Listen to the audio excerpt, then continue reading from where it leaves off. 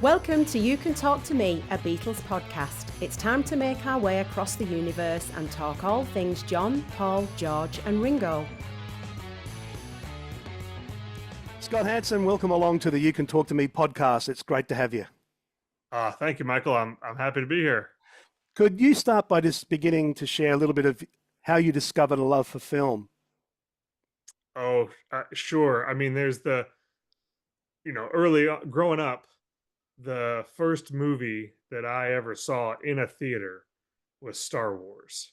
So I was sort of hooked by that experience as a kid, where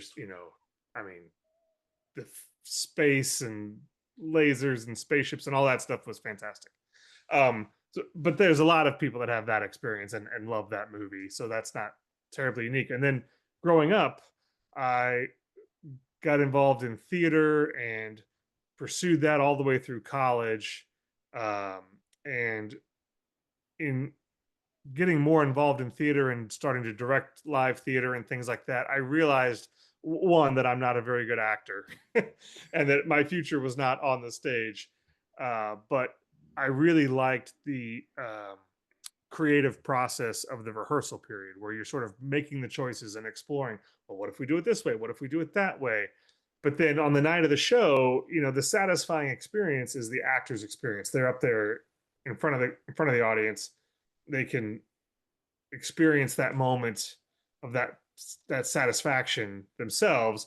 And if you're not participating in that way, theater can be not as satisfying. And so that led me to film. And because the ability to really, it's all about all the choices that you make, and you get to really shape your story and how you want the audience to experience it. And editorial, where I landed, is the place that I like the most, because it's where all those things come together. Music, graphics, visual effects, sound design, performance, photography, all of these other art forms that exist in many other places, but they all come together in film, and all of that happens in the cutting room. And that experience of seeing all of these ingredients come together and make something sort of new, and 2 + 2 = 5, so to speak, that I found to be very satisfying. It's a lot like writing, that same sort of creative process. But that for me is why I ended up there, as opposed to journalism or art or theater or selling insurance. There's art forms to all those things, but Truth. That's how I ended up in editorial. Yeah.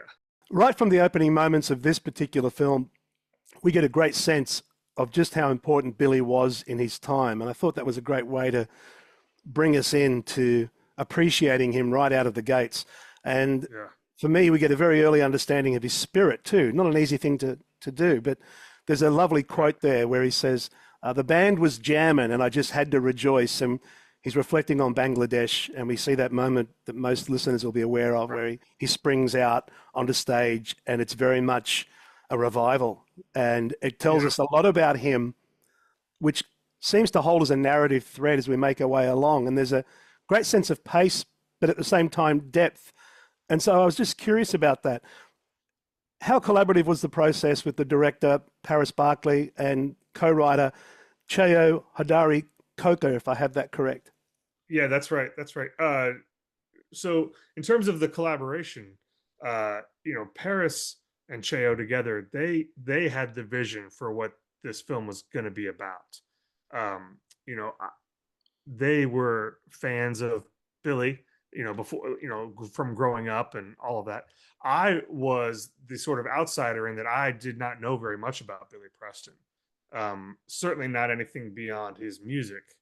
But Paris has talked about this. He has a lot in common with Billy in his experience growing up, his experience as a gay Black man.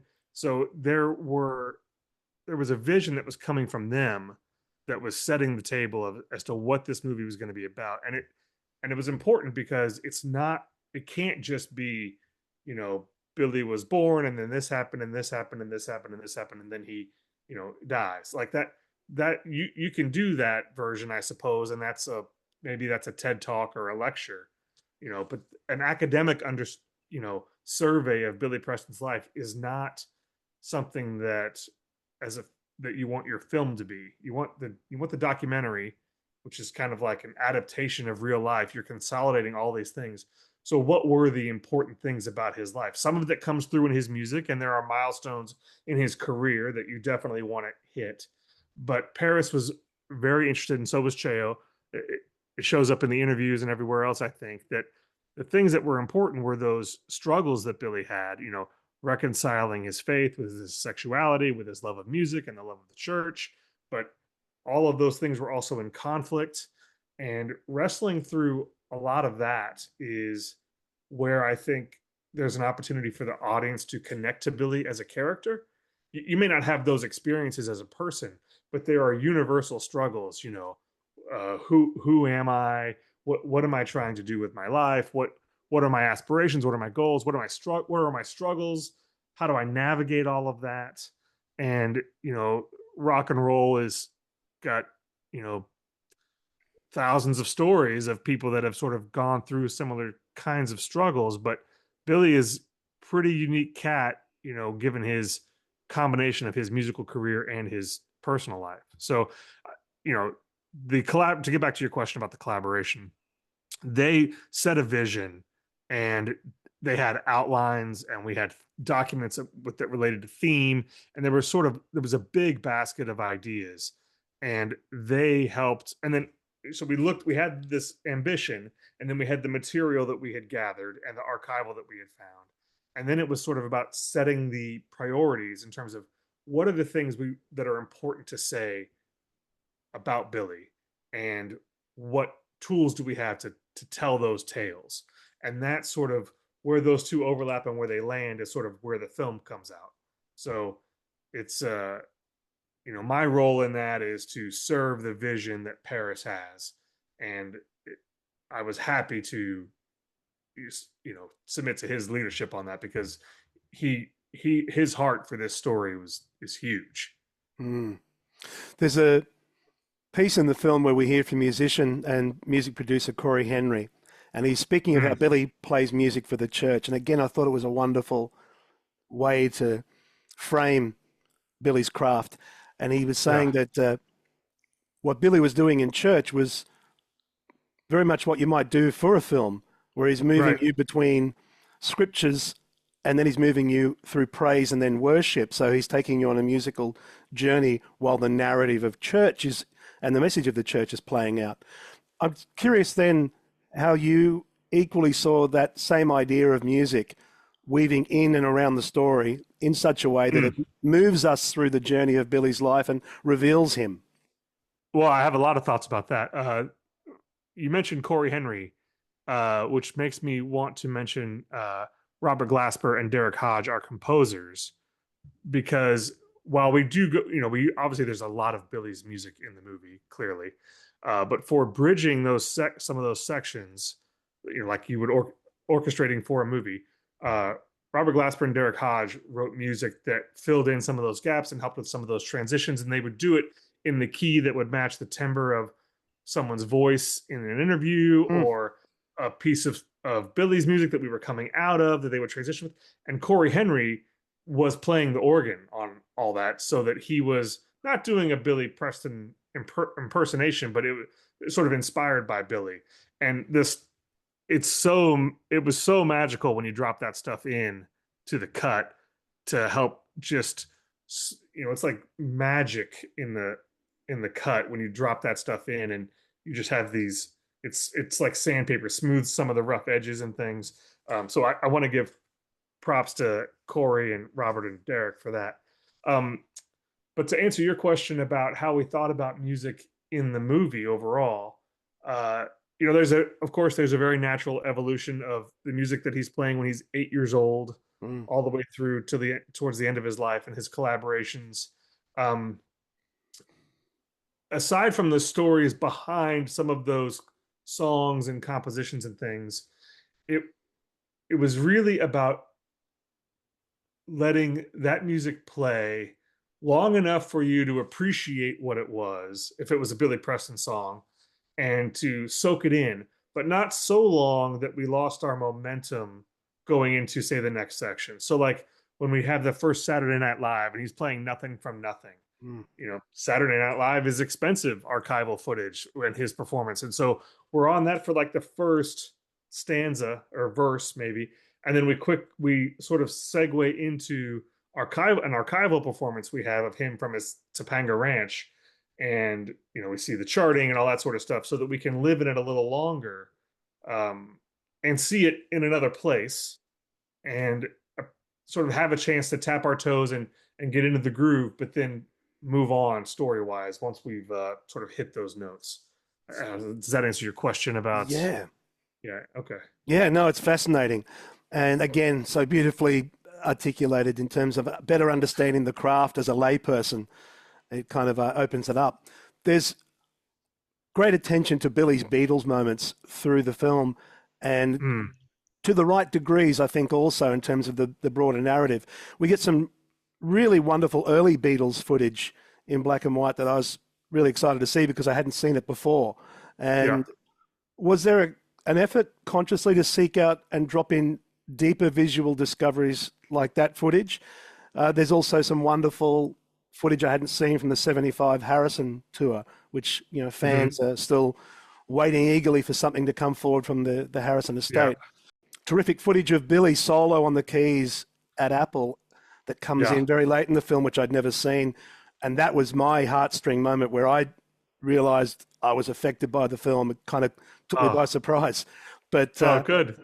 And I didn't expect it. I just thought, oh my God, what is that? And I know where that's from, and it's beautiful. And it's this thing right at without spoiling, this thing that appears very late in the film. I guess the question is, was it a very conscious thing to think, well, if we're going to reference this aspect of his life, can we dig deeper than the usual? Yeah. So a couple of things about some of the Beatles footage. The early stuff for Hamburg was really difficult to find. Anything that even suggested those days, because obviously that was before they were, internationally, known. They were opening for Little Richard and for Billy. So that stuff, there wasn't much that it ever existed to find. But for the other stuff, Jonathan Clyde, who has long been associated with the Beatles, helped, and Olivia Harrison, both helped us get access to, and then Peter Jackson. We have a couple of buckets there, right? Olivia Harrison helped us get some of the George stuff. They all helped us get with Peter Jackson and get his raw dailies from the restoration work he did for the Get Back documentary. Now there is some footage. There's a lot of footage in our movie that is also in Get Back, but we also were given all of the dailies for any moment in which Billy appeared, and we wanted to definitely maximize those because that's stuff that if we don't show it in our film, I don't know that it's ever going to get seen.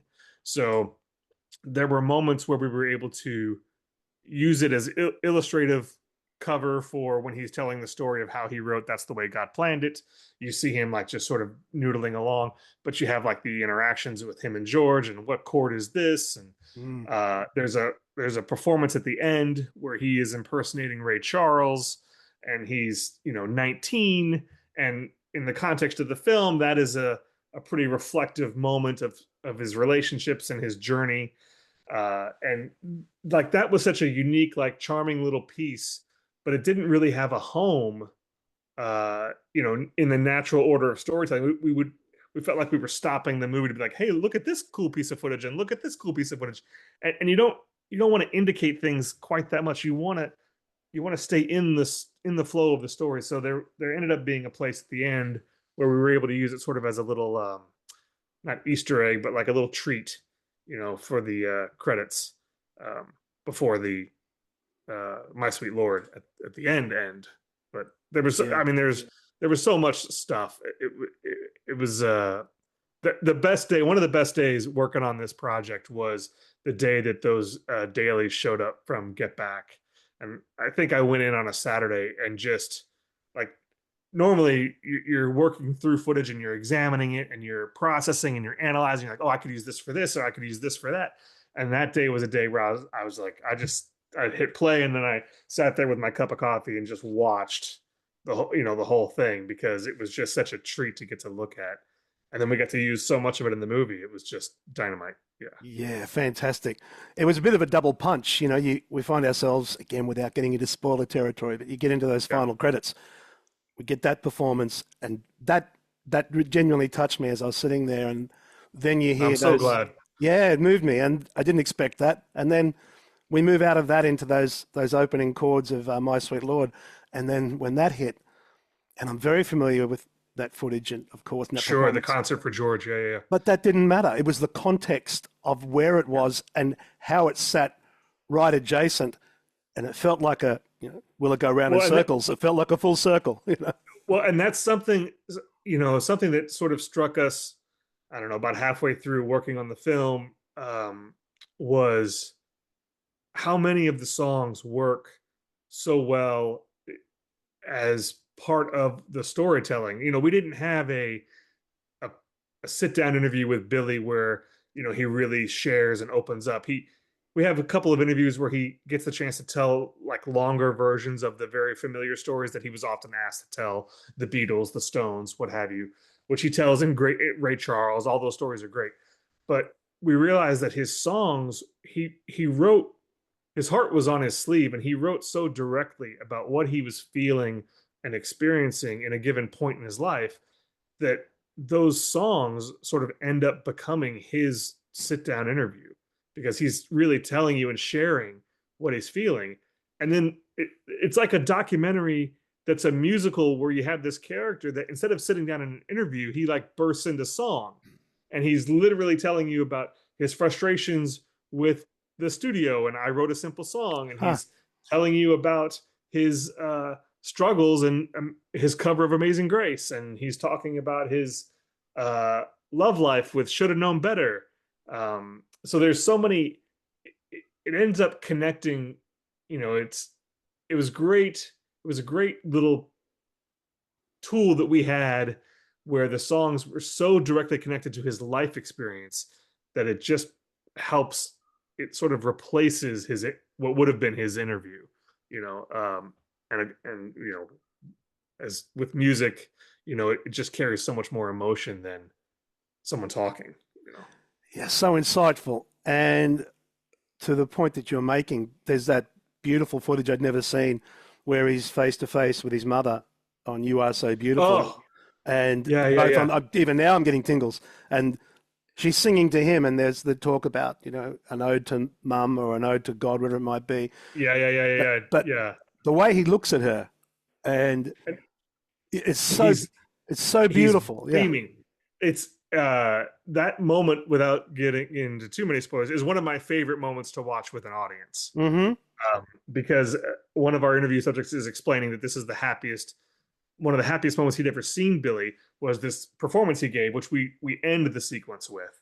We're sort of telling the story of how the song is You Are So Beautiful, which I didn't even know that he wrote. Mm-hmm. And the story of the progression of who he wrote it for, and no one really knows the answer. And we see this progression, and that performance with his mother, it's on the Vicki Lawrence talk show that was a short-lived talk show in the States.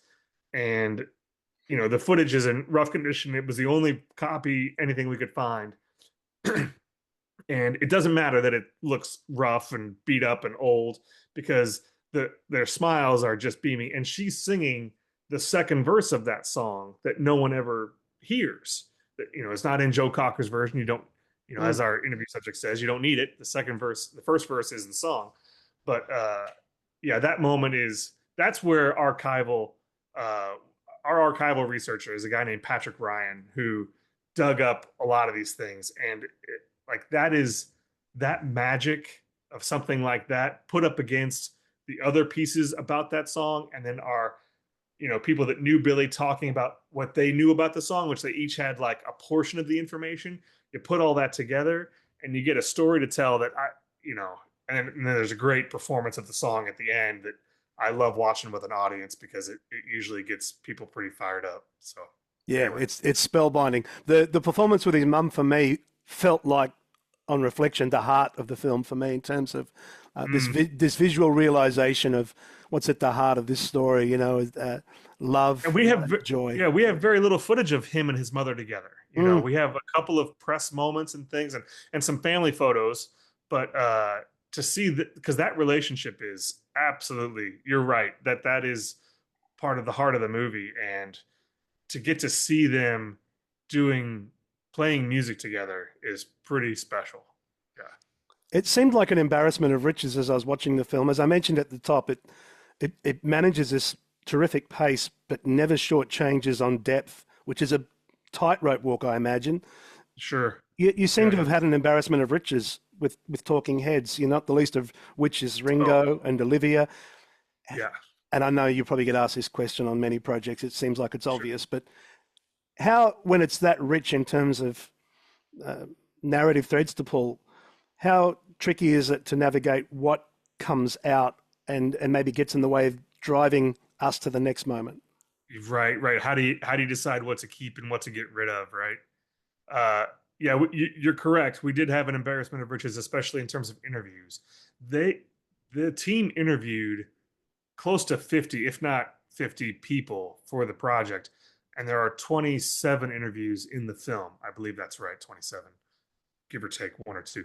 Um, and you know, why not have more people in the movie? Well, one of the things is one of the reasons you have the people that you do have is there are people that obviously are more significant members of parts of his life than others.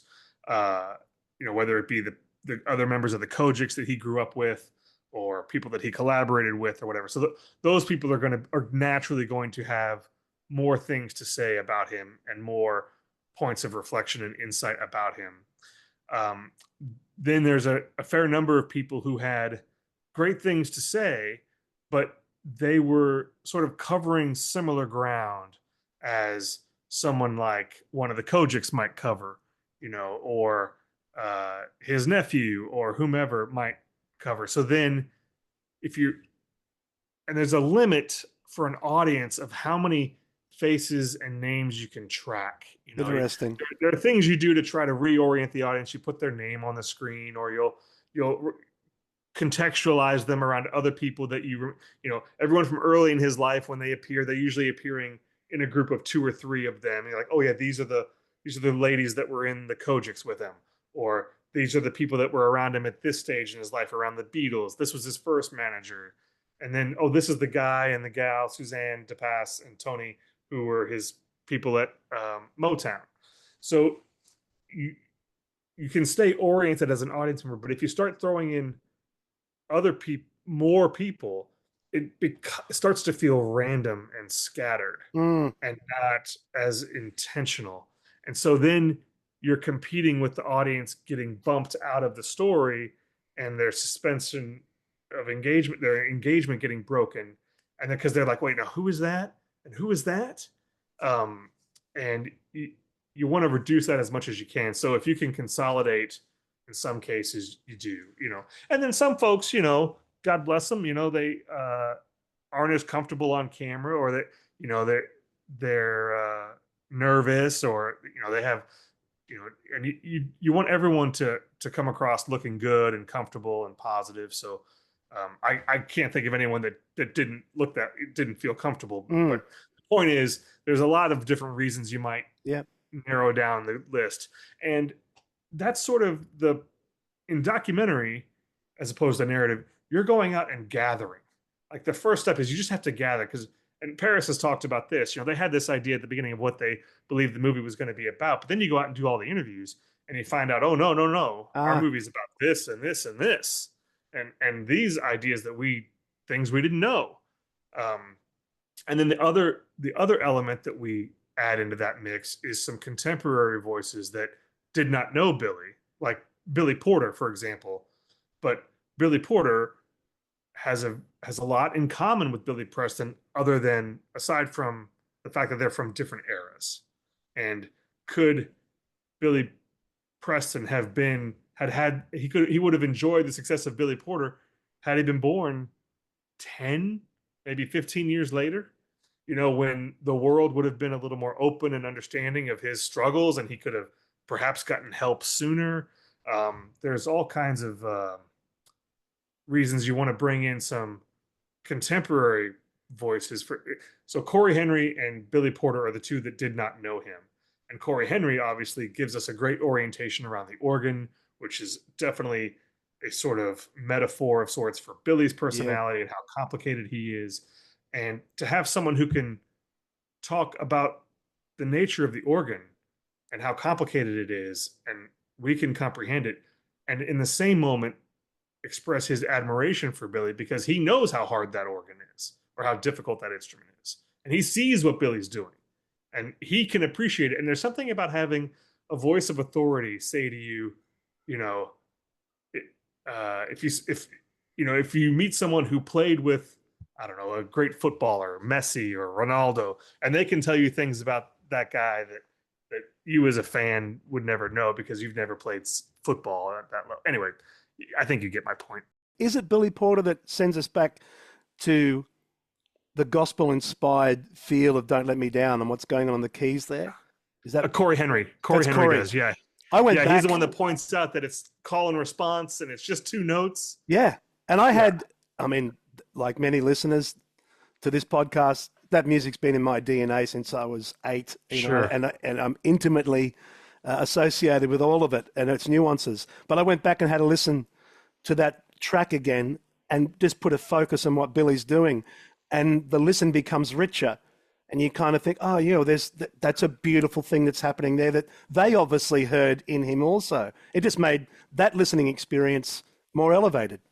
Oh, I'm spoiled now because now I'm like seeking out, while I was working on the film and to this day, like I will seek out tracks that like, oh, he played on this. Now I'm listening for Billy. Like Eric Clapton talks about it, where he says, Billy plays on a record and then he would steal the record from you. Yeah. Great line. knowing. Great line. Yeah. Oh, it's fantastic. Yeah. And Jonathan Clyde did that interview with Eric, because he was in England and we couldn't get over there, but and did a great job with it. But yeah, hearing Billy now, when I hear those tracks from the Beatles, I'm just listening to Billy. I realize that how much he's doing in that song.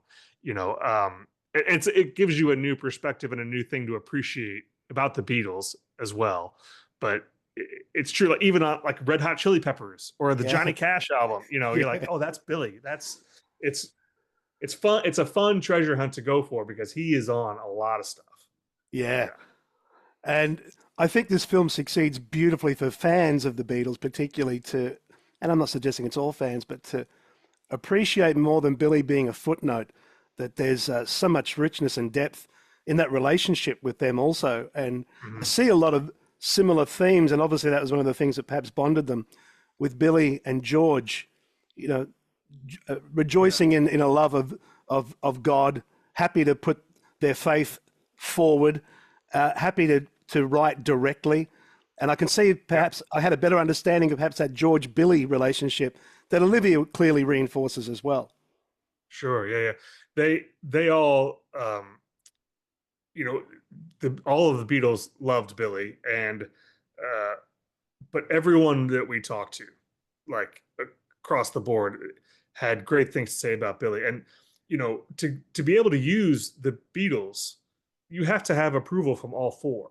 So Yoko has a vote, Paul certainly, Olivia and Ringo all have a say, and they all unanimously supported this and wanted to shine a light on Billy, and their support and willingness to let us use the footage and the music and stuff was enormous, because it's the only way it would be criminal to tell the story of Billy Preston and not talk about the Beatles moment for him is one of the peaks in his career. He has several, but that moment in the Beatles, and I just love how he comes in and just like changes the temperature in the room completely. That little groove physically when he walks in, Yeah, super fun. But yes, so and also, his writing about his faith in his music. we don't get to talk about it a lot in the movie, but he wrote and recorded with Aretha Franklin for years and years and Mm. years. There's just not a lot of footage of them playing together. There's a couple of things out there of them like doing a cover of "Oh Holy Night" or whatever, but nothing where they're really applying their trade together. We would have spent more time on that, but he's always connected to the church. He does not give up on it, despite the struggles and the questions and the uncomfortableness of some of that. He, it's his roots, right? And that just shows up. I think it's the engineer, I think, that was on a Simple Song that says, the gospel is always there in Billy's music. Um, the gospel influence is there all the way in everything he plays, and it certainly shows up over and over. Especially if you're listening for it, you'll hear it. As you went through the process of being a part of bringing this all together as a piece, what did it reveal to you when it was done, in terms of what was your take on the man as you got closer to perhaps better understanding him? How do you now feel coming out of it by comparison to how you went into it when you think of Billy Preston? Oh, well, I mean, when I heard about the project and was asked about my interest, I I was like, Billy Preston, I don't know if I know who that is. I think I do. And you can do a Google search and you can find out about all the music accomplishments. Only guy who was a member of the Beatles and the Rolling Stones. Like, full stop right there, right? Like, okay. So you can learn all of those things. You can read about all of that and listen to the music. Um, but that does not necessarily mean it should be a documentary. And when we got into it and started working with the material and listening to the interviews, and I heard, in Paris and Cheo were setting their vision and showing, talking us through what they wanted to communicate. It was about so much more than the music. The music is a great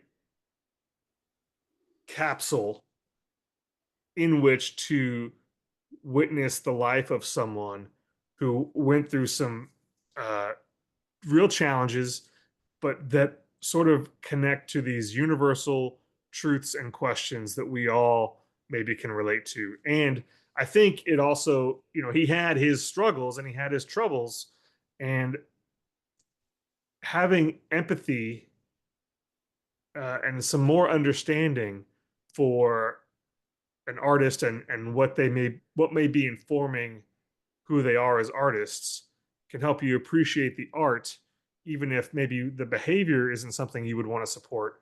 The art is, and it's said so eloquently by one of our interview subjects who says, Paris asks him, it's like the only time you hear Paris's voice in the movie is when he asks him, what do we do with this person that we love his music, but he's got this complicated past and these transgressions, and he's like, that's part of what love is. We've all got those things in us that we're not proud of, that we wish we hadn't done, or that we'd like to be better about ourselves, and that's part of the whole person, and we all struggle, I think, to sometimes live up to the standard we have for ourselves or for others.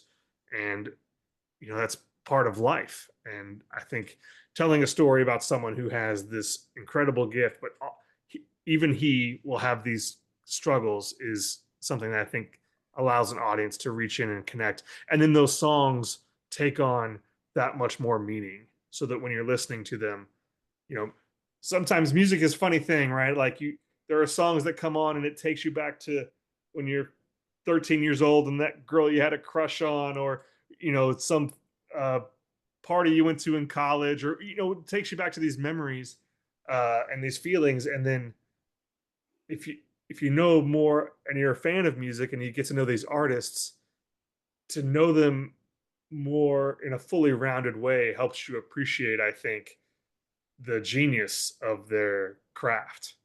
Yeah. Yeah, I came away from that film with an appreciation more for his genius, but also for his humanity. So it Right. kind of ties directly what you were talking to. And as you were saying before, there's unifying themes there of just the human experience.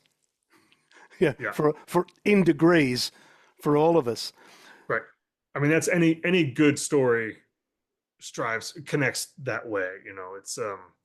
It's part of why we like movies and stories, right? We can see ourselves in them. So Yeah, there's a handful of documentary films that when they've come out and they're in my collection, I have that sense. I'm just glad this is in the world. This is one of those yeah, films that should be out there.